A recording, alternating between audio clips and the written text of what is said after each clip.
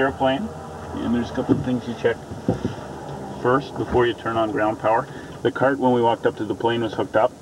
The flaps are up, so when we bring power, if they're down, they're not going to start running down, hurting somebody.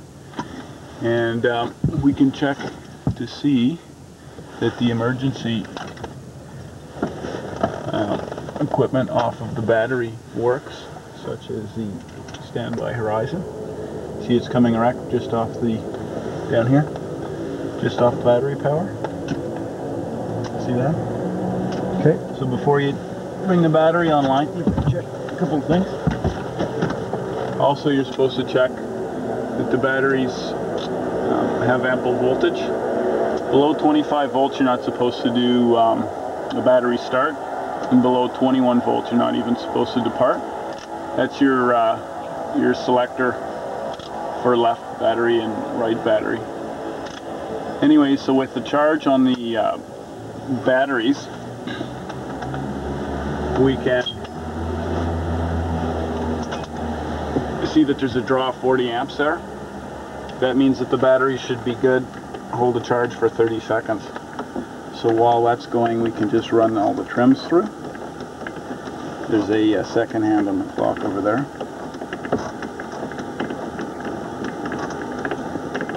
When we do the external, after running the full travel on the 3 trims, they should all be in a neutral position when we go outside.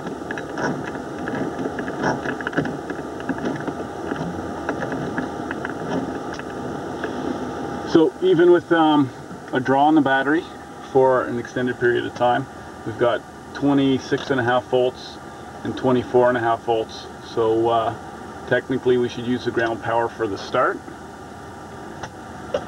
And we can bring the ground power online.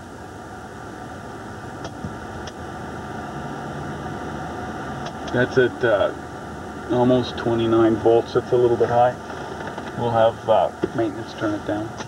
Anyways, we can bring on the radio master, we can bring on the standby horizon, we can bring on the inverters, we can bring on the flight instrument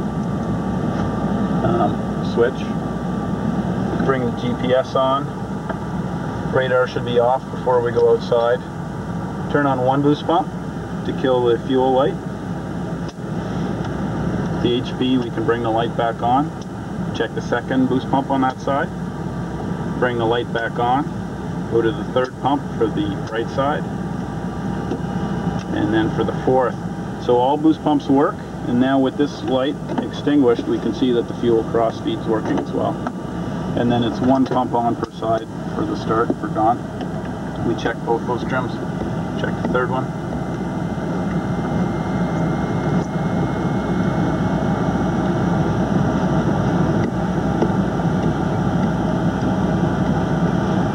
All the lights.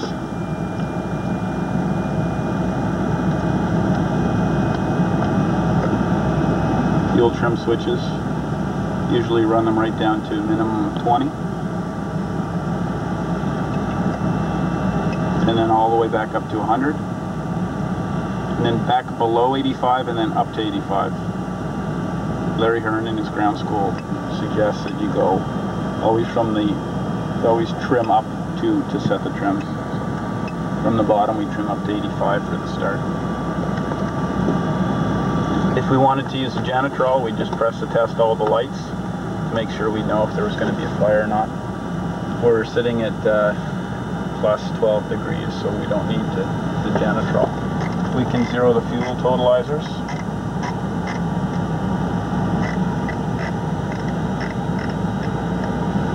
We're going to Hollow Beach first.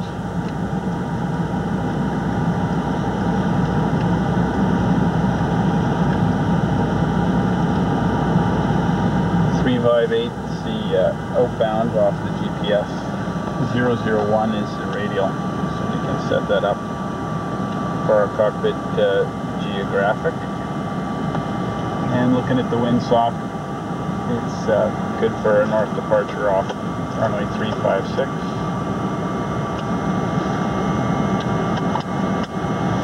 And you can identify the beacons.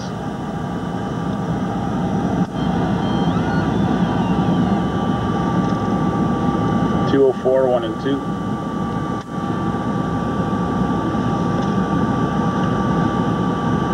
.1099 is held for the DME, and 17.4 goes up for the DOR 1 and 2 for the departure. And there's the both identified. You can even transmit on HF just briefly. That'll tune it, so that first time you go to use it, it'll already be tuned for you. VHF1 is 22.2, company's on 2. This is the flight data recorder, so 991 will be today's log page. Actually, the logbook was a brand new logbook, so we'll have to verify that.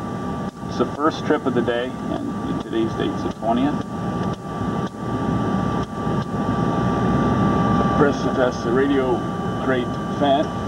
And way up here, cockpit voice recorder. You press and hold the green button, and the little indicator should go into the green for the CVR. Press to test all the captain's lights.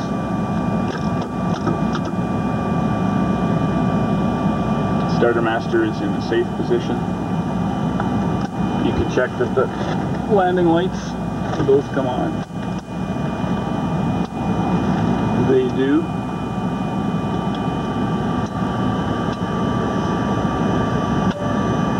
We should check the belt signs and no smoking when we go back there. Call switch works. We can reset the coffee pot for the back. We don't need any instrument lights.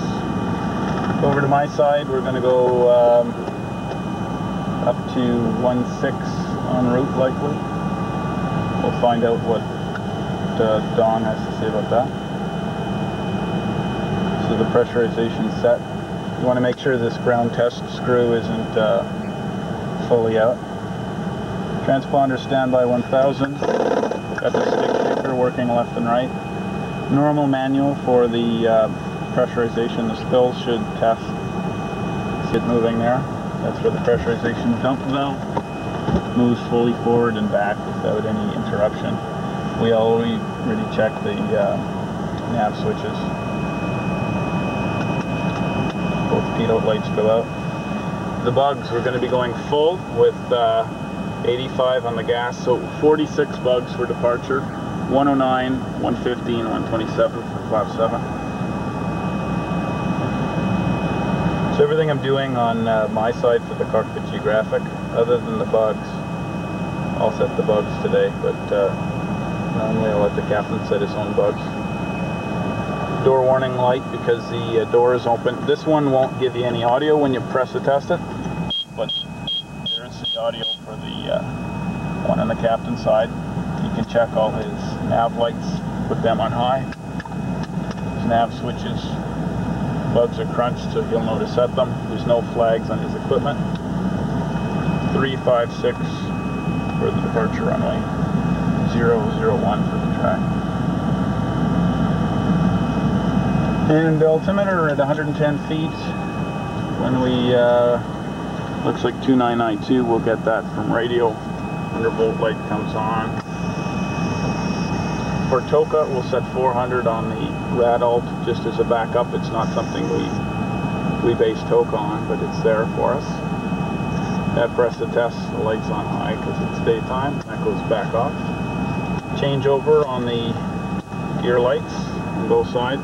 Parking brake set, you've got over 500 on the indicators. All 4 lights are on for the hydraulics, no need to press to test them. Compass is on, it's on magnetic. His side panel looks good, nozzle steering's off. And seat. You got a little thing here to roll the pedals forward and back for getting comfortable.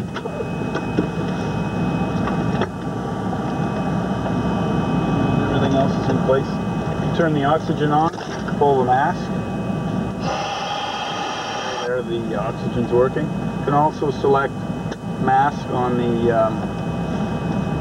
mask and PA for the transmitter. And then in the back end, you can hear the mics working for that. And then back to boom, and then back to VHF1 for the selector. And that, my friend, looks like emergency panel. All the lights should press a test, and everything should indicate normally. With this toggle switch, the fire bell, we don't need to take one inverter off at a time. Some of them it's just a button for press to test, appropriate to the side, and the cancel switch works. Fuel is supposed to be 85, that's good. Press and hold that, it should go all the way around once and set back to proper indication. We're showing about 800 instead of 85, but that's okay. Hinge temperatures are good for the start. Flat motor press to test. And that's about all she wrote for in here. We have a look at all the circuit breakers, left and right. They should all be in place, and they are, so we'll go outside.